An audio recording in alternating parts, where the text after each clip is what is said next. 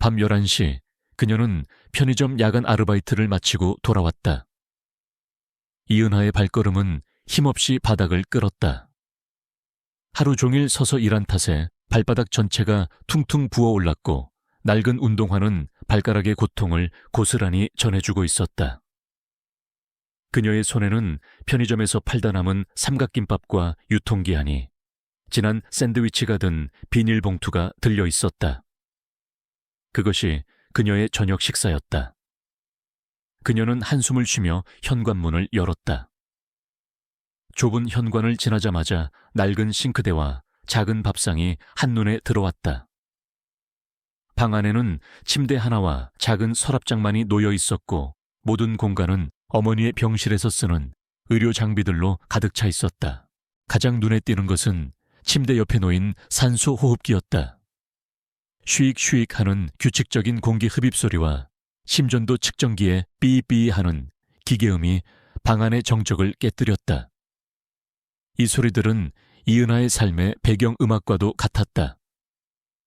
이은하가 잠든 어머니의 손을 잡자 어머니의 손은 차가웠다. 마치 몇 달째 겨울의 한기를 간직한 얼음 조각처럼. 어머니의 얼굴은 혈색 없이 창백했고 가녀린 몸은 언제 부서질지 모를 유리 인형 같았다. 어머니는 몇 달 전 갑작스러운 심장마비로 쓰러진 이후 혼수 상태에 빠져 있었다. 그녀의 유일한 삶의 목표는 어머니를 살리는 것이었다. 하지만 현실은 그녀를 벼랑 끝으로 내몰고 있었다. 이은하는 작은 밥상에 앉아 삼각김밥 포장을 뜯었다.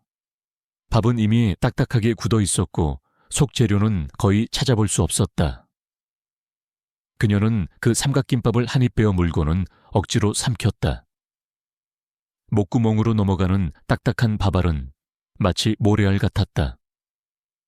며칠째 식사를 제대로 하지 못한 탓에 속이 쓰려왔지만 그녀는 먹어야 했다. 그래야 내일을 살아갈 힘이 생기기 때문이었다. 그녀는 밥상 옆에 놓인 작은 통장 하나를 꺼내 들었다. 통장에는 몇십만 원의 장부만이 남아 있었다. 어머니의 병원비와 약값 그리고 최소한의 생활비를 감당하기에는 턱없이 부족한 금액이었다. 그녀는 한숨을 내쉬며 펜을 들었다. 6월 15일 야간 아르바이트 5만 원, 어머니 약값 3만 원. 6월 16일 점심 아르바이트 3만 원, 가스비 2만 원. 그녀의 가계부는 매일 마이너스를 향해 치닫고 있었다. 그녀의 삶은 희망 없는 잿빛 도시처럼 끝없이 이어지는 고통이었다. 새벽 1시 도시에 불빛이 하나둘 꺼져가고 있을 때 이은하는 낡은 아파트 단지 앞 골목길을 걷고 있었다. 그녀의 손에는 어머니에게 먹일 죽이 담긴 보온병이 들려 있었다. 병원에서는 어머니에게 특별한 영양죽을 먹여야 한다고 했지만 그녀에게는 그럴 돈이 없었다. 그녀는 남은 식재료로 직접 죽을 끓여왔다. 그녀의 발걸음은 조심스러웠다. 혹시라도 보온병을 떨어뜨릴까봐, 혹시라도 소리가 날까봐 그때 골목길 모퉁이에서 낑낑거리는 소리가 들려왔다. 작고 처량한 울음소리였다. 이은하는 잠시 걸음을 멈췄다. 그녀는 알고 있었다. 이 도시의 모든 슬픔은 소리 없이 존재한다는 것을. 그녀는 그 울음소리를 외면하고 싶었다. 그녀 자신도 당장 내일을 걱정해야 할 처지였기 때문이다. 하지만 그 소리는 너무나도 애처로웠다. 그녀의 양심이 외면하라고 속삭였지만 그녀의 마음은 그럴 수 없었다. 그녀는 조심스럽게 소리의 근원지를 향해 걸어갔다. 골목길의 어두운 구석에는 작은 강아지 한 마리가 웅크리고 있었다. 강아지의 다리 한쪽은 피를 흘리고 있었고 분명 어딘가에 부딪힌 듯 보였다. 강아지는 이은하를 보자 잔뜩 경계하며 으르렁거렸다. 하지만 이은하는 아랑곳하지 않고 보온병을 바닥에 내려놓고 가방에서 작은 손수건을 꺼내 들었다. 그녀는 조심스럽게 무릎을 꿇고 강아지에게 다가갔다. 괜찮아, 괜찮아. 그녀의 목소리는 부드러웠다. 강아지는 그녀의 목소리를 듣고 경계를 풀었다. 이은하는 능숙한 손길로 강아지의 상처를 지혈하기 시작했다. 그녀는 사실 동물을 무서워했다. 어릴 적 한 번도 강아지를 만져본 적이 없었다. 하지만 지금은 그럴 때가 아니었다. 그녀는 자신의 공포를 억누르고 오직 강아지의 상처를 치료하는 데 집중했다. 그녀는 강아지를 조심스럽게 안아 올렸다. 강아지의 몸무게는 거의 느껴지지 않을 만큼 가벼웠다. 그녀는 강아지를 품에 안고 병원으로 향했다. 병원은 멀지 않았지만 그녀에게는 그 거리가 너무나도 멀게 느껴졌다. 그녀는 며칠 동안 모아둔 그녀의 다음 끼니가 될 수도 있는 동전 몇 개를 꺼내 들었다. 그녀는 잠시 망설였다. 하지만 그녀는 망설임 없이 동전을 움켜쥐고 24시간 동물병원으로 향했다. 그녀는 그곳에서 그 돈으로 강아지의 상처를 치료하고 작은 밥그릇에 물을 담아주었다. 강아지는 허겁지겁 물을 마셨다. 그 모습을 보며 이은하는 오랜만에 마음 한 구석이 따뜻해지는 것을 느꼈다. 이 작은 생명에게 그녀는 돈으로 살 수 없는 가치를 선물했다. 그리고 그 가치가 억만장자 아빠들의 딸이 아닌 그저 평범한 이은하의 손에서 나왔다는 사실에 그녀는 묘한 희열을 느꼈다. 강아지의 상처를 모두 치료한 후 이은하는 다시 옥탑방으로 돌아왔다. 그녀의 몸은 지쳐 있었지만 마음만은 가벼웠다. 그녀는 침대에 누워 잠든 어머니를 바라보았다. 어머니는 여전히 평온한 얼굴로 잠들어 있었다.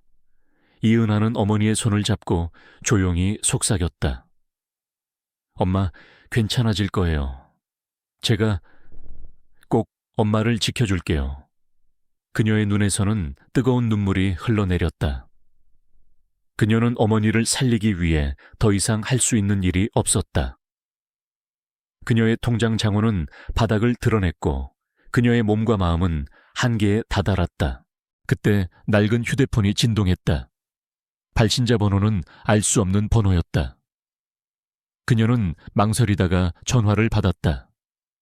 차가운 기계음이 들려왔다. 이은하 씨, 당신의 어머니 병원비에 대해 알고 있습니다. 당신의 어머니는 곧 긴급 심장 수술을 받지 않으면 생명이 위태롭습니다. 당신에게 기회를 주겠습니다. 당신의 어머니를 살리고 싶다면 내일 자정 K그룹 본사로 오십시오. 목소리는 무표정했지만 위협적인 기운을 담고 있었다. 이은하는 심장이 쿵 하고 내려앉았다. 그녀는 그 목소리가 권태준이라는 이름과 관련이 있을 것이라고 직감했다. 그녀는 휴대폰을 든 채 멍하니 서 있었다. 그것은 명백히 함정이었다. 하지만 그녀에게는 다른 선택지가 없었다. 어머니의 생명과 바꿀 수 있는 것이라면 무엇이든 할 용기가 있었다. 그녀는 마지막 남은 용기를 쥐어짜냈다. 그녀의 마음속에는 한 가닥의 희망이 있었다. 이 메시지가 어쩌면 어머니를 구할 수 있는 유일한 기회일지도 모른다는 희망이었다. 그녀는 더 이상 평범한 삶으로 돌아갈 수 없었다. 이제 그녀는 거대한 폭풍 속으로 뛰어들어야만 했다. 그리고 그녀는 아직 알지 못했다. 그 폭풍이 바로 그녀의 인생을 영원히 바꿔놓을 운명이라는 것을. 이은하의 눈앞에 펼쳐진 K그룹 본사는 그녀가 살고 있는 세상과는 완전히 다른 차원의 공간이었다. 60층 높이의 거대한 유리 빌딩은 밤에도 눈부신 빛을 뿜어내고 있었고 빌딩 전체를 감싸는 첨단 기술과 감각적인 디자인은 그녀를 압도했다. 그녀의 낡은 운동화와 바랜 옷은 이 거대한 건축물의 화려함 속에서 더욱 초라해 보였다. 그녀는 주눅이 들었지만 어머니의 생명을 위해 이 거대한 공간으로 발을 내디뎠다. 로비를 지나 60층으로 향하는 엘리베이터에 탔다. 엘리베이터 안에 거울에 비친 자신의 모습은 한없이 작고 나약해 보였다. 나는 누구인가? 그녀는 스스로에게 물었다. 단지 어머니의 병원비를 벌기 위해 하루하루를 버티는 존재인가? 그녀는 거울 속 자신의 눈을 들여다보았다. 눈동자 속에는 두려움이 가득했지만 그 두려움 속에서 작은 불꽃 하나가 흔들리고 있었다. 그것은 결코 꺼지지 않을 그녀의 의지였다. 그녀는 그 불꽃을 보며 마음을 다잡았다. 괜찮아, 이은하. 너는 할 수 있어. 60층 펜트하우스 층의 문이 열렸다. 그녀의 눈앞에 펼쳐진 공간은 상상을 초월하는 화려함으로 가득했다. 통유리창 너머로 서울의 야경이 한눈에 들어왔다. 수많은 빌딩들의 불빛은 마치 밤하늘의 은하수처럼 반짝였다. 그녀의 옥탑방에서 보던 야경과는 전혀 다른 차갑고도 아름다운 풍경이었다. 그 풍경의 중심에 한 남자가 서 있었다. 그의 이름은 강태준이었다. K그룹의 젊은 CEO이자 냉혹하고 무자비한 경영자로 알려진 남자. 그는 날카로운 턱선과 차가운 눈빛을 가지고 있었고 그의 검은색 수트는 그의 얼어붙은 심장을 대변하는 듯했다. 그는 이은하를 위아래로 훑어보더니 비웃음 섞인 목소리로 말했다. 이은하 씨, 당신이군요. 당신의 용기가 꽤 대단하네요. 그의 시선은 마치 그녀의 영혼까지 꿰뚫어 보는 듯했다. 이은하는 떨리는 목소리로 말했다. 제 어머니를 살려주신다고 하셨죠. 강태준은 그녀에게 계약서 한 장을 건넸다. 계약서에는 거액의 수술비와 함께 이은하는 5년간 강태준의 약혼녀가 된다는 조항이 적혀 있었다. 그는 설명했다. 당신은 5년 동안 제 모든 명령에 따라야 합니다. 그게 제가 제시하는 조건입니다. 이 계약서에 서명하면 당신 어머니의 수술비는 즉시 지급될 겁니다. 그의 목소리는 무자비했다. 그는 그녀를 마치 하찮은 물건처럼 대했다. 그는 사실 자신의 정략 결혼 상대였던 약혼녀를 잃은 후 그녀와 비슷한 외모를 가진 이은하를 대역으로 삼으려 했던 것이다. 하지만 이 모든 사실을 이은하는 알지 못했다. 이은하는 계약서를 든 손이 떨렸다. 계약서에는 그녀의 영혼을 파는 것과 같은 조항들이 가득했다. 강태준의 허락 없이는 누구와도 교류할 수 없음. 개인 정보는 모두 K그룹의 통제해 놓임. 그리고 가장 충격적인 조항 계약 위반 시 모든 지원금은 즉시 회수되며 막대한 위약금이 청구됨. 그녀는 그 계약서가 자신의 모든 자유와 존엄성을 짓밟는 것이라는 것을 알았다. 하지만 어머니의 위태로운 생명이 그녀를 짓눌렀다. 그녀는 눈을 질끈 감았다. 그때 강태준의 비서인 오민혁이 나타났다. 그는 권태준의 충직한 오른팔이었지만 속으로는 권태준의 권력을 탐내고 있었다. 그는 이은하를 보며 묘한 미소를 지었다. 그는 소라가 권태준의 약혼녀와 닮았다는 사실을 알고 있었다. 이 기회를 이용하면 권태준의 약점을 잡을 수 있다고 생각했다. 그는 이은하에게 다가가 조용히 속삭였다. 이 계약은 당신에게 매우 불리합니다. 당신이 가진 모든 것을 잃게 될 겁니다. 하지만 당신이 만약 저와 손을 잡는다면 당신 어머니의 병원비는 물론 더 많은 것을 얻게 될 겁니다. 그의 목소리는 부드러웠지만 그의 눈빛은 뱀처럼 교활했다. 이은하는 오민혁의 제안을 단호하게 거절했다. 저는 제 어머니를 살리기 위해 여기에 왔습니다. 저는 어머니를 살릴 수만 있다면 그 어떤 것도 포기할 수 있습니다. 하지만 저는 제 모든 것을 걸고 이 계약을 맺는 것이지 누군가의 곁에서 비열하게 행동하지 않습니다. 그녀의 말에 오민혁은 놀랐다. 그는 그녀가 단순한 돈을 위해 온 것이 아니라는 것을 직감했다. 그녀는 강하고 순수한 영혼을 가진 사람이었다. 오민혁은 이은하의 강직한 태도에 묘한 흥미를 느꼈다. 그는 그녀를 이용하기 위해 또 다른 계획을 꾸미기 시작했다. 이은하는 결국 계약서에 서명했다. 그녀의 손에서 펜이 떨어지자마자 강태준의 휴대폰으로 어머니의 수술비가 입금되었다는 메시지가 도착했다. 그는 만족스러운 미소를 지으며 말했다. 좋아요. 이제 당신은 제 것입니다. 내일부터 당장 출근하세요. 제 운전기사 겸 비서가 될 겁니다. 다음 날 아침 이은하는 강태준의 운전기사가 되었다. 그녀는 그의 잔혹하고 무자비한 성격을 직접적으로 겪게 되었다. 그는 그녀에게 지도를 보지 않고 길을 찾게 했고 1분만 늦어도 해고하겠다고 위협했다.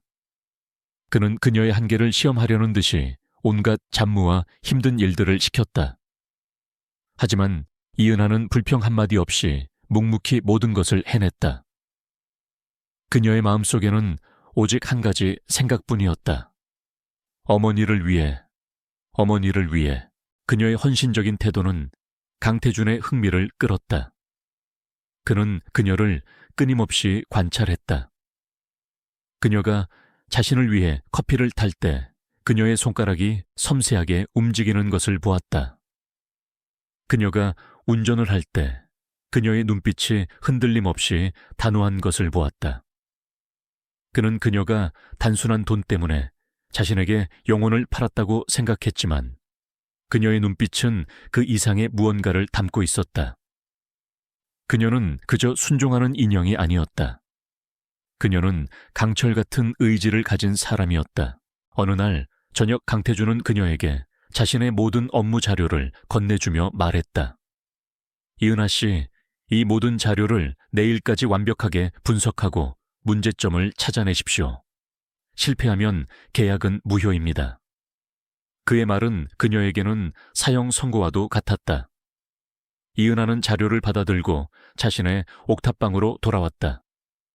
자료는 복잡하고 방대했으며 그녀의 능력으로는 도저히 해결할 수 없을 것 같았다. 그녀는 절망에 빠졌다. 그때 그녀는 자신의 목에 걸린 낡은 목걸이를 만졌다. 그것은 돌아가신 아버지의 유일한 유품이었다. 목걸이에는 작은 펜던트가 달려 있었고 그 안에는 깨진 보석 조각이 들어 있었다. 그녀는 그 조각을 만지다가 문득 어린 시절 아버지가 자신에게 가르쳐 주었던 것들이 떠올랐다. 그녀의 아버지는 과거 K그룹에서 비밀리에 연구를 진행했던 천재 과학자였다. 그는 이은에게 복잡한 논리와 수학적 사고, 그리고 암호 해독 기술을 가르쳐 주었다. 그 모든 지식은 그녀가 살아온 삶 속에서 한 번도 사용되지 않았지만 그녀의 머릿속에는 고스란히 남아 있었다. 그녀는 떨리는 손으로 자료를 펼쳤다. 그리고 그녀는 그 자료 안에 숨겨진 비밀들을 찾아내기 시작했다. 그녀의 눈빛은 흔들림 없이 빛났다. 그녀는 이제 더 이상 돈을 위해 일하는 인턴이 아니었다. 그녀는 자신의 재능을 발견하고 그 재능을 통해 자신을 증명하려 했다. 그녀는 아직 알지 못했다. 그녀의 재능이 K그룹의 거대한 음모와 깊은 연관이 있다는 것을. 그리고 이 모든 것이 그녀의 운명을 영원히 바꿔놓을 거대한 서막이라는 것을. 이은하가 밤새도록 분석한 자료는 단순한 회사 보고서가 아니었다. 그것은 K그룹의 복잡한 계열사 구조와 해외 투자 현황, 그리고 수년 전부터 진행되어 온 비밀 프로젝트에 대한 내용이 담겨 있었다. 그녀는 아버지에게 배웠던 논리적 사고와 암호 해독 기술을 총동원해 자료의 행간에 숨겨진 비밀들을 파헤쳤다. 자료의 흐름은 마치 복잡한 미로와 같았지만 그녀의 뛰어난 통찰력은 그 미로의 출구를 찾아냈다.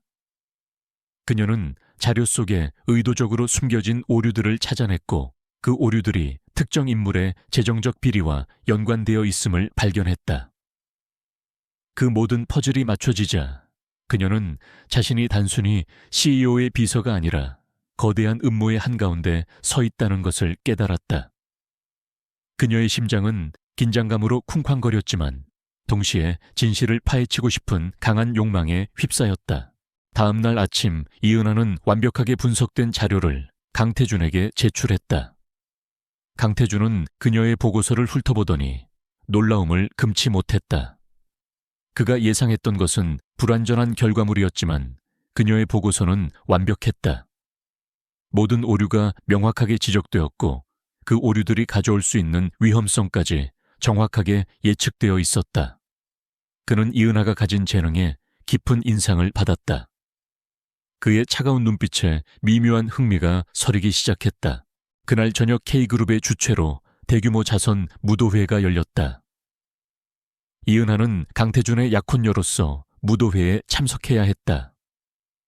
그녀는 생전 처음 입어보는 화려한 드레스에 몸을 맡겼다. 낡은 운동화 대신 반짝이는 유리 구두를 신었고 헝클어진 머리 대신 우아한 올림머리를 했다. 거울에 비친 자신의 모습은 그녀가 알던 이은하가 아니었다. 억만장자의 딸이었던 과거에도 그녀는 이런 화려함 속에 갇힌 채 불안해했지만 지금의 그녀는 달랐다. 그녀는 이 모든 것이 자신을 위한 것이 아니라 어머니를 위한 것임을 알았기에 두려워하지 않았다. 그녀는 가면을 쓴 채 이 무도회에 숨겨진 또 다른 가면들을 찾아낼 준비를 했다. 무도회장에는 수많은 유명인사와 재계 거물들이 모여 있었다. 모두가 가면을 쓴 채 서로에게 인사를 건넸지만 그들의 눈빛에는 가면으로 가릴 수 없는 욕망과 질투가 가득했다. 이은하의 손을 잡고 무도회장에 들어선 강태준은 모두의 시선을 한 몸에 받았다. 그들의 시선은 이은하를 향해 있었다. 한때 강태준의 약혼녀였던 여배우 김민주를 대신해 나타난 이은하의 정체에 대해 모두가 궁금해했다. 특히 강태준의 사촌이자 그를 맹렬히 견제하는 오민혁은 이은혜에게서 눈을 떼지 못했다. 그는 그녀의 눈동자에 담긴 깊은 슬픔과 그녀의 낡은 옷차림에서 풍기던 익숙한 냄새를 기억했다. 그는 그녀가 가짜라는 것을 확신했다. 그리고 그는 이 기회를 이용해 강태준을 무너뜨릴 계획을 세웠다. 무도회는 무르익었고 오민혁은 교활한 미소를 지으며 이은혜에게 다가왔다. 그는 그녀에게 고급 샴페인을 건네며 친절한 척 말했다. 아름다운 아가씨, 당신은 누구신가요 혹시? K그룹의 새로운 얼굴이신가요? 그의 목소리는 부드러웠지만 그의 눈빛은 뱀처럼 교활했다. 이은하는 그의 시선을 피하지 않고 정면으로 마주했다. 그녀는 그가 자신을 시험하고 있다는 것을 직감했다. 오민혁은 잠시 망설이다가 그녀에게 복잡한 질문을 던졌다. 아름다운 아가씨, 요즘 경제 상황에 대해 어떻게 생각하십니까? 특히 K그룹의 A 프로젝트에 대한 기술적 평가를 어떻게 보시는지요? 그의 질문은 평범한 여성이 대답할 수 없는 전문적인 내용이었다. 그의 질문에는 너는 이 자리와 어울리지 않는 사람이라는 조롱이 담겨 있었다. 주변 사람들의 시선이 그들에게로 집중되었다. 모두가 이은하가 당황하며 말을 더듬을 것이라고 예상했다. 하지만 이은하는 흔들리지 않았다. 그녀는 어젯밤 밤새도록 분석했던 자료를 떠올렸다. 그녀는 A 프로젝트에 대한 모든 것을 알고 있었다. 그녀는 차분하지만 명확한 목소리로 말했다. K그룹의 A 프로젝트는 겉으로는 혁신적인 기술을 내세우고 있지만 그 기술의 핵심 알고리즘에는 치명적인 오류가 있습니다. 그 오류는 장기적으로 K그룹의 시스템을 붕괴시킬 위험을 안고 있습니다. 그리고 그 오류는 기술적인 문제가 아니라 누군가에 의해 의도적으로 삽입된 것으로 보입니다. 그녀의 목소리는 조용했지만 그 내용은 폭탄 선언과도 같았다. 모두가 경악했다. 오민혁은 믿을 수 없다는 듯 그녀를 바라보았다. 그는 A 프로젝트의 담당자였고 그 프로젝트의 핵심 기술을 조작한 장본인이었다. 그녀의 폭로는 무도회장을 순식간에 정지시켰다. 모두가 놀라움을 금치 못했고 강태준 역시 그녀의 입에서 나온 충격적인 진실에 경악했다. 그는 이은하가 단순히 아름다운 외모를 가진 여성이 아니라 상상을 초월하는 재능을 가진 존재라는 것을 깨달았다. 오민혁은 당황하며 말을 더듬었다. 그건 말도 안 되는 소리야. 무슨 근거로 그런 말을 하는 거야? 그는 소리쳤다. 그의 얼굴에는 당혹감과 분노가 뒤섞여 있었다. 오민혁은 이은하의 폭로를 막기 위해 필사적으로 방역했다. 이 여자 당신이 누군지 알아. 당신은 그냥 돈 때문에 여기 온 가짜일 뿐이야. 당신은 K그룹과 아무런 관련이 없는 그저 빈민가 출신의 여자일 뿐이라고. 그는 분노에 차서 소리쳤다. 그의 목소리는 무도회장 전체에 울려 퍼졌다. 사람들은 다시 술렁였다. 그들의 시선은 다시 한번 이은하를 향했다. 그들의 눈에는 다시 경멸과 의심이 가득했다. 이은하는 고개를 숙였다. 그녀는 자신의 신분이 밝혀진 것에 대해 당황했다. 그녀는 자신이 어머니를 위해 이곳에 왔지만 이 모든 것이 결국 사람들에게 상처를 주고 있다는 사실에 가슴이 아팠다. 강태주는 그녀에게 다가가 보호하려 했지만 이미 상황은 걷잡을 수 없게 되었다. 오민혁은 이 기회를 놓치지 않았다. 그는 이은하의 정체를 폭로하여 강태준의 명예를 실추시키고 K그룹의 권력을 빼앗을 계획이었다. 바로 그때 무도회장 한가운데 있던 대형 스크린에 K그룹의 로고와 함께 긴급 속보라는 문구가 떴다. 오민혁은 자신이 미리 준비해 놓은 것이라 확신했다. 그의 계획은 이은하의 거짓을 폭로하고 그와 동시에 K그룹의 치명적인 재정적 위기가 닥쳤다는 뉴스를 터뜨려 강태준의 능력을 의심하게 만드는 것이었다. 하지만 스크린에 뜬 영상은 그의 예상과는 전혀 달랐다. 영상에는 오민혁이 A 프로젝트의 핵심 기술을 조작하고 그 과정에서 회사 자금을 횡령하는 모습이 담겨 있었다.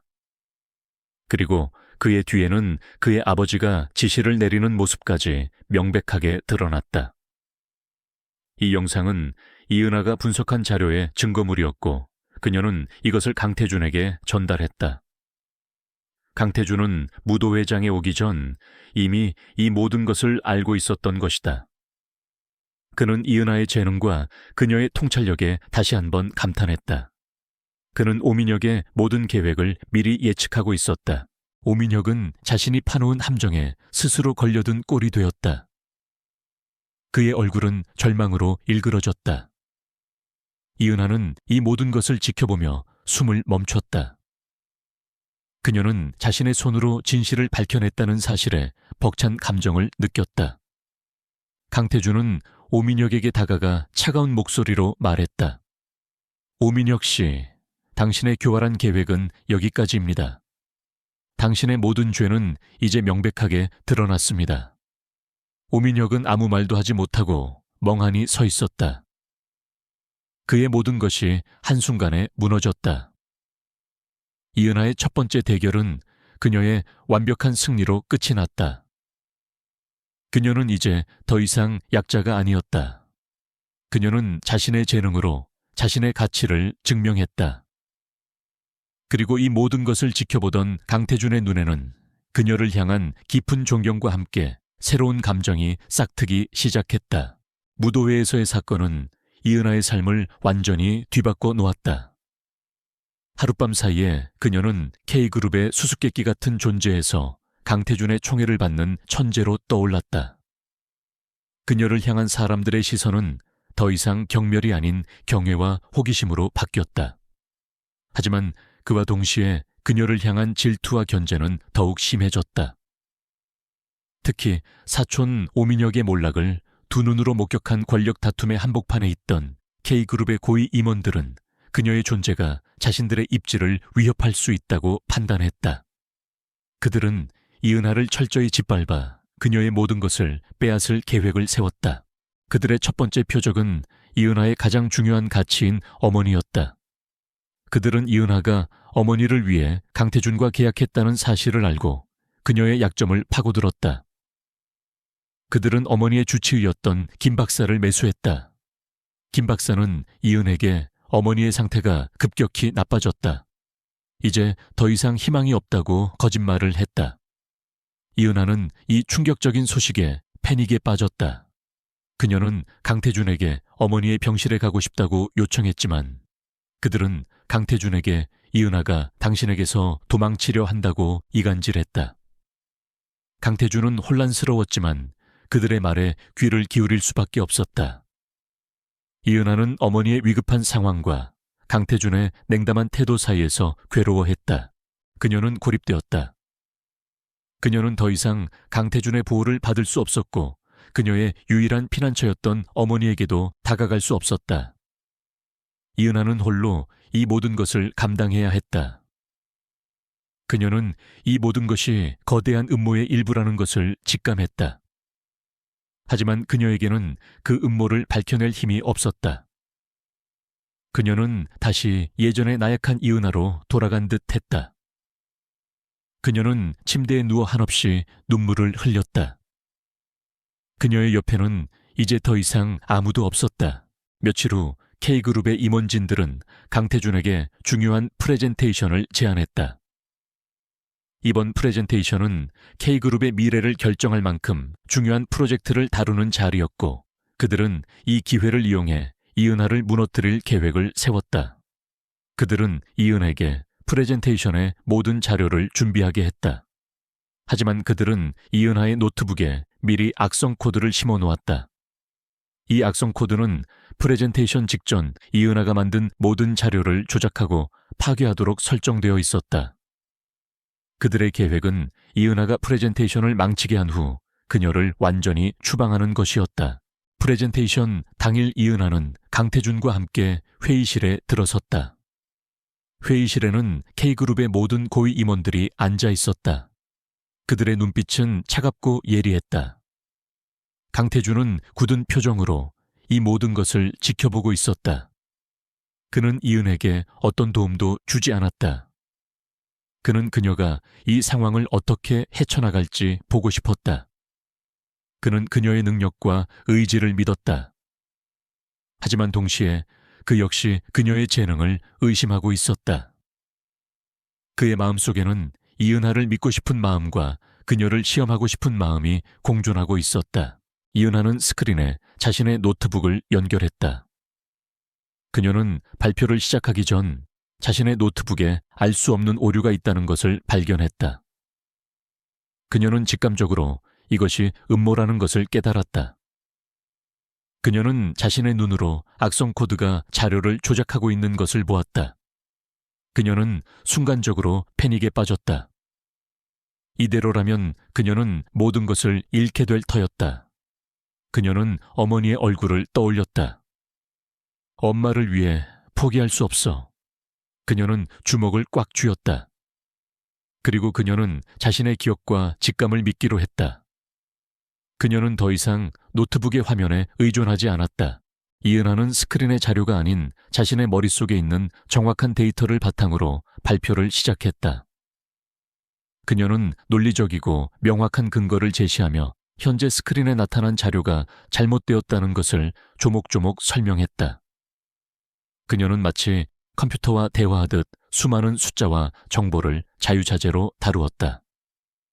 임원들은 놀라움을 금치 못했다. 그녀는 단순히 암기한 것이 아니라 모든 것을 완벽하게 이해하고 있었다. 그녀의 눈빛은 흔들림 없이 빛났다. 그녀는 자신이 옳다는 것을 증명하고 있었다. 그녀의 발표가 끝난 후 한 임원이 비웃으며 말했다. 이은하 씨, 당신은 지금 허풍을 떨고 있습니다.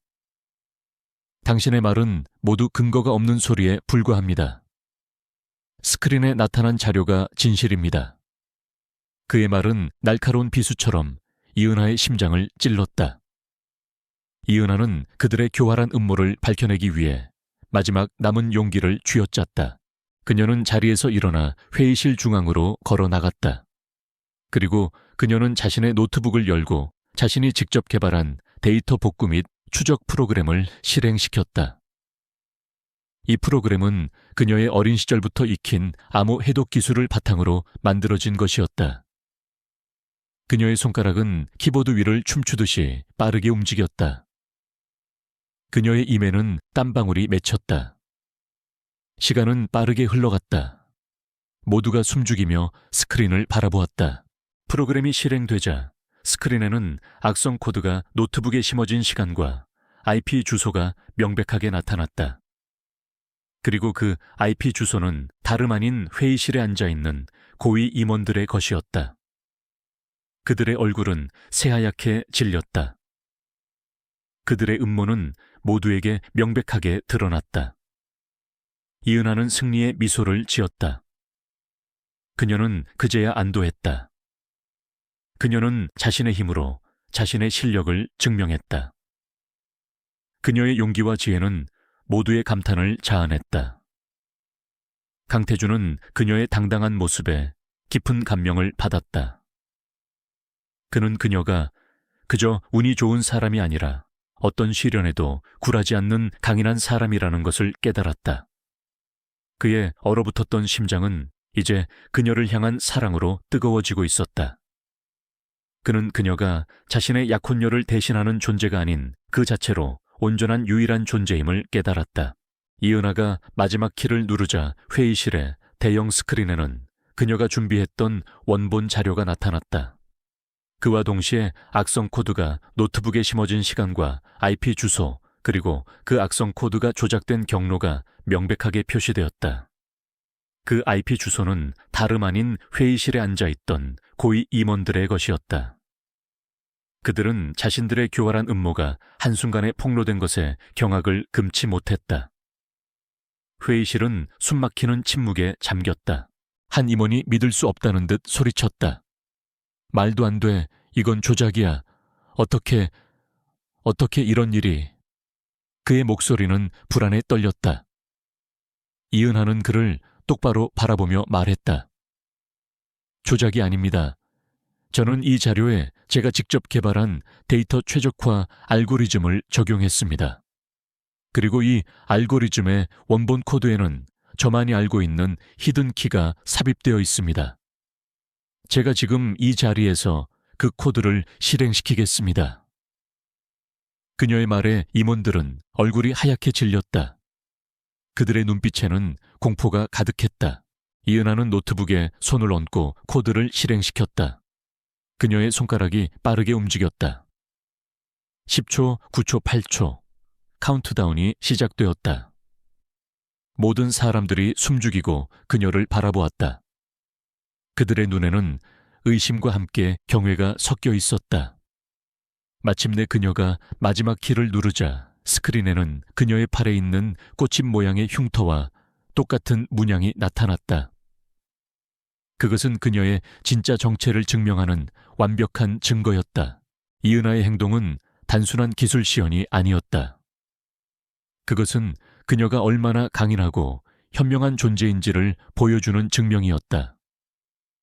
그들은 그녀를 돈 때문에 영혼을 판 여자라고 생각했지만 그녀는 자신의 능력과 진실을 통해 그들의 편견을 완전히 깨뜨렸다. 그들의 표정은 경멸에서 존경으로 그리고 두려움으로 바뀌었다. 그들은 더 이상 그녀를 무시할 수 없었다. 그녀는 그들의 눈앞에서 무능한 인턴에서 천재 해커로 그리고 강태준의 약혼녀에서 그 누구도 무시할 수 없는 존재로 완전히 변신했다. 강태준은 이 모든 것을 지켜보며 깊은 감동을 받았다. 그는 그녀가 그저 자신을 구원해줄 누군가를 기다리는 나약한 존재가 아니라는 것을 깨달았다. 그녀는 스스로의 힘으로 자신의 가치를 증명하는 진정한 의미의 영웅이었다. 그의 마음속에 피어오른 감정은 이제 더 이상 단순한 호기심이나 동정이 아니었다. 그것은 그녀의 모든 것을 사랑하고 존경하는 진심 어린 사랑이었다. 그는 그녀에게 다가가 그녀의 손을 잡고 조용히 말했다. 이은하 씨, 당신을 의심했던 것에 대해 진심으로 사과합니다. 저는 당신을 사랑합니다. 그의 고백은 진심이었다. 이은하는 그의 눈빛에서 그의 진심을 느낄 수 있었다. 강태준의 고백에 회의실은 다시 한번 술렁거렸다. 모두가 놀라움을 금치 못했다. 이은하는 눈물을 글썽이며 고개를 끄덕였다. 그녀는 이제 더 이상 혼자가 아니었다. 그녀는 강태준의 사랑을 통해 새로운 삶을 시작할 수 있었다. 그녀는 자신의 모든 상처를 치유하고 새로운 삶을 시작할 수 있었다. 그녀는 이제 더 이상 과거의 그림자 속에 숨어 살 필요가 없었다. 그녀는 자신이 누구인지 무엇을 할 수 있는지 세상에 당당하게 보여주었다. 그날 저녁 강태주는 그녀의 어머니를 찾아갔다. 그는 이은하의 손을 잡고 어머니에게 말했다. 어머니, 제가 이은하 씨를 행복하게 해주겠습니다. 저희 결혼을 허락해 주십시오. 그의 말에 어머니는 희미하게 미소 지었다. 그녀는 이은하의 손을 잡고 강태준의 손을 잡았다. 그들의 사랑을 축복하는 듯 그녀의 미소는 아름다웠다. 이은하는 자신의 힘으로 그리고 자신의 사랑으로 모든 것을 이겨냈다. 이 이야기는 단순한 해피엔딩이 아니었다. 그것은 용기와 진실이 거짓과 위선을 이기는 과정이었다. 이은하는 자신의 재능을 숨기려 했지만 결국 그 재능은 그녀를 지켜주고 그녀를 빛나게 했다. 그녀는 이제 더 이상 억만장자의 약혼녀가 아닌 스스로의 힘으로 자신의 가치를 증명한 이은하였다. 그녀는 이제 더 이상 도망치지 않았다. 그녀는 스스로 만들어낸 행복 속에서 자유롭게 살고 있었다. 그녀의 삶은 이제 막 새로운 장을 시작하고 있었다. 프레젠테이션장에서의 충격적인 사건 이후 K그룹은 거대한 폭풍에 휩싸였다. 이은하를 모함하고 회사 자금을 횡령하려 했던 고위 임원들은 즉시 모든 직위와 권한을 박탈당했다. 그들의 죄는 명명백백하게 드러났고 그들은 법의 심판을 피할 수 없었다. 그들이 그토록 탐내던 권력과 명예는 한순간에 물거품이 되었다. 그들의 몰락은 탐욕과 위선이 어떻게 한 사람의 모든 것을 무너뜨리는지를 보여주는 교훈이었다. 그 중에서도 가장 큰 충격을 받은 사람은 이은하의 어머니 주치의였던 김 박사였다. 그는 임원들에게 매수되어 이은하에게 어머니의 상태에 대해 거짓말을 했었다. 이은하는 어머니의 병실에 도착해 자신이 속았다는 것을 알게 되었다. 어머니는 의외로 안정된 상태였고 김 박사의 말은 모두 거짓이었다. 그는 이은하와 어머니를 속인 죄책감에 시달렸다. 그는 더 이상 자신의 잘못을 숨길 수 없었다. 김 박사는 이은에게 무릎을 꿇고 진심으로 사과했다. 이은하 씨, 제 어리석음과 탐욕 때문에 당신에게 씻을 수 없는 상처를 주었습니다. 정말 죄송합니다. 저는 당신의 어머니를 살릴 수 있었는데 저의 잘못된 판단으로 당신을 힘들게 만들었습니다. 그의 목소리는 죄책감으로 떨렸다. 이은하는 그의 사과를 받아들였다. 그녀는 김 박사에게 복수하기보다 그가 자신의 잘못을 뉘우치고 진정한 의사로 돌아오기를 바랐다. 그녀의 용서와 자비는 김 박사의 마음을 움직였다. 그는 자신의 모든 것을 걸고 어머니의 건강을 회복시키겠다고 약속했다. 모든 것이 평화롭게 해결된 후 강태주는 이은에게 파격적인 제안을 했다. 그는 그녀에게 K그룹의 차기 최고 기술 책임자 CTO 자리를 제안했다. 이은하 씨, 당신의 능력은 CTO 자리에 부족함이 없습니다. 당신이라면 우리 회사를 더 나은 방향으로 이끌 수 있을 겁니다. 그의 제안은 진심이었다. 그는 이제 더 이상 그녀를 소유하려 하지 않았다. 그는 그녀의 재능을 인정하고 그녀가 가진 잠재력을 펼칠 수 있도록 돕고 싶었다. 하지만 이은하는 잠시 망설이더니 고개를 저었다. 사장님 감사합니다. 하지만 저는 그런 자리가 필요하지 않습니다. 저는 제가 가진 재능을 오직 저만을 위해 사용하고 싶지 않습니다. 저는 저와 같은 어려움을 겪는 사람들을 돕고 싶습니다. 그녀의 대답에 강태주는 놀랐다. 그는 그녀가 단순한 돈과 명예에 연연하지 않는다는 것을 다시 한번 깨달았다. 이은하는 이어서 말했다. 저는 사장님과 함께 소외계층을 위한 기술지원재단을 설립하고 싶습니다. 재능이 있지만 기회가 없는 사람들을 돕고 저와 같은 고통을 겪는 사람들을 구하고 싶습니다. 저는 이 프로젝트를 직접 기획하고 운영하고 싶습니다. 그녀의 제안은 강태준의 마음을 완전히 사로잡았다. 그는 그녀의 뜻을 존중했고 그녀의 꿈을 이루어주는 것이야말로 그녀에게 줄 수 있는 최고의 선물이라고 생각했다. 그는 그녀의 제안을 전폭적으로 지원하겠다고 약속했다. 그날 저녁 강태준과 이은하는 함께 저녁 식사를 했다. 그들은 더 이상 계약 관계가 아닌 진정한 연인의 모습이었다. 그들은 서로의 진심을 확인하고 미래에 대해 이야기했다. 강태준은 이은하에게 말했다. 이은하 씨, 당신은 제 인생을 완전히 바꿔놓았습니다. 당신을 만나기 전에 저는 돈과 권력만을 쫓는 괴물이었습니다. 하지만 당신은 저에게 사랑과 희망을 가르쳐 주었습니다. 당신은 제가 만난 가장 아름다운 사람입니다. 그의 목소리는 진심으로 가득했다. 이은하는 미소를 지었다. 사장님도 저의 인생을 바꿔주셨습니다. 저는 사장님을 만나기 전에는 그저 절망 속에 갇혀 살았어요. 하지만 사장님은 저에게 새로운 삶을 선물해 주셨어요. 사장님은 저에게는 세상에서 가장 따뜻한 사람입니다. 그들의 대화는 깊은 성찰과 함께 새로운 시작을 향한 희망으로 가득 찼다.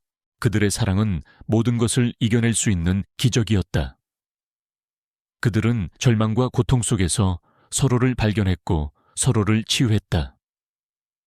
그들은 이제 더 이상 서로에게 노예와 주인이 아닌 진정한 연인이 되었다. 그들은 함께 미래를 만들어갈 준비가 되었다. 그들의 이야기는 이제 막 시작되고 있었다. 몇 년의 시간이 흘렀다. 이은하의 삶은 그녀가 옥탑방에서 꿈꾸던 가장 아름다운 모습으로 바뀌었다. 그녀는 이제 강태준의 아내가 되었고 그와 함께 희망의 씨앗 재단을 설립했다. 재단 사무실은 K그룹 본사 건물 내에 위치해 있었지만 그곳은 단순한 업무 공간이 아니었다. 재단은 이은하가 직접 운영하며 재능은 있지만 기회가 없는 젊은이들을 지원하는 데 초점을 맞추었다.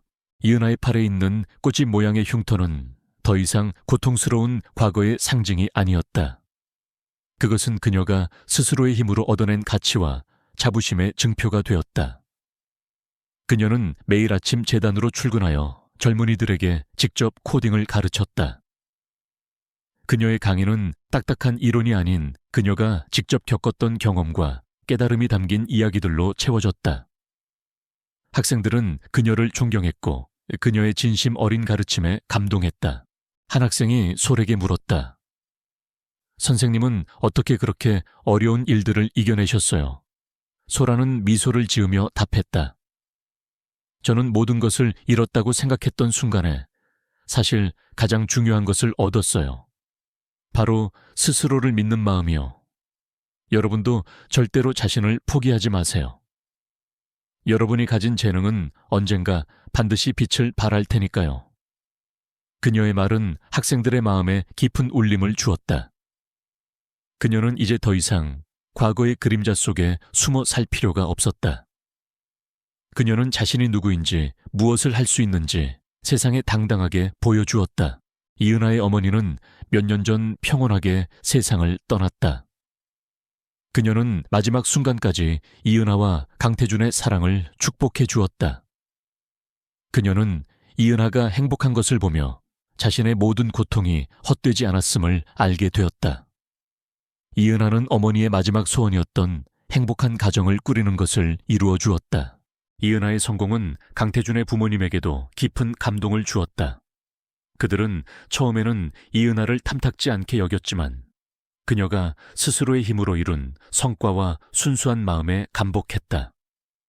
그들은 이은하를 진심으로 가족으로 받아들였다. 강태준과 이은하는 그들의 축복 속에서 결혼식을 올렸고 행복한 가정을 꾸렸다.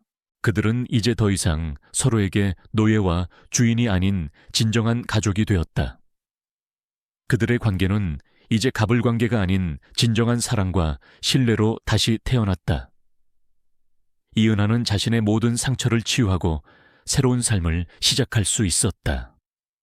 그녀는 이제 더 이상 과거의 그림자 속에 숨어 살 필요가 없었다. 그녀는 자신이 누구인지 무엇을 할 수 있는지 세상에 당당하게 보여주었다. 이은하는 재단의 이름으로 새로운 도서관을 건립했다. 건립식 날 그녀는 단상 위에 서서 연설을 했다. 그녀의 목소리는 힘있고 당당했다. 이 도서관은 단지 책을 읽는 곳이 아닙니다. 이곳은 꿈을 꿀 수 있는 공간입니다. 저 또한 이 도서관에서 제 꿈을 찾았고, 이제 그 꿈을 여러분과 나누고 싶습니다. 감사합니다. 그녀의 연설이 끝나자 우레와 같은 박수 소리가 터져 나왔다. 그녀는 단상 아래로 내려와 강태준과 함께 도서관의 테이프를 잘랐다. 그 순간 그녀의 얼굴은 세상에서 가장 행복해 보였다. 그녀의 팔에 있는 작은 흉터는 빛을 발하는 것처럼 보였다. 그것은 더 이상 불행의 흔적이 아니라 그녀의 성공과 희망을 상징하는 아름다운 문양이 되었다. 도서관은 지식의 보고가 되었고, 그녀의 재단은 수많은 청년들에게 기회를 제공했다. 이은하의 이야기는 많은 사람들에게 영감을 주었다. 그녀는 더 이상 억만장자의 아내가 아닌 스스로의 힘으로 자신의 가치를 증명한 이은하였다. 그녀는 이제 더 이상 도망치지 않았다. 그녀는 스스로 만들어낸 행복 속에서 자유롭게 살고 있었다. 이야기의 마지막 장면, 이은하와 강태준은 함께 재단 도서관 창가에 서 있었다. 그들은 손을 잡고 창밖을 바라보며 환하게 웃었다. 그들의 삶은 마치 길었던 겨울을 이겨내고 찾아온 따뜻한 봄날과 같았다. 그들의 이야기는 끝이 났지만 그들이 뿌린 희망의 씨앗은 계속해서 새로운 생명을 싹 틔울 것이다. 그리고 그 씨앗들은 이 세상 곳곳에 퍼져 또 다른 이은하와 강태준을 탄생시킬 것이다. 채널의 구독과 좋아요를 눌러주시면 더 많은 감동적인 이야기들을 만나보실 수 있습니다. 여러분의 관심은 저에게 큰 힘이 됩니다. 댓글로 여러분의 소중한 의견을 남겨주세요. 다음 이야기에서 만나요. 감사합니다. 서울의 늦은 밤은 숨막히는 침묵으로 가득했다. 이은에게 이 시간은 하루 중 가장 길고 외로운 순간이었다. 그녀가 살고 있는 낡은 아파트 단지의 좁은 복도는 희미한 정우 하나에 의지한 채 고독한 그림자를 드리웠다. 2층 2부 1호. 그곳은 희망과 절망이 교차하는 그녀의 작은 우주였다. 복도를 가득 채운 퀴퀴한 곰팡이 냄새, 그리고 낡은 건물 특유의 습기 가득한 공기는 이은하의 폐부 깊숙이 스며들어 그녀를 질식시킬 듯 옥죄어왔다.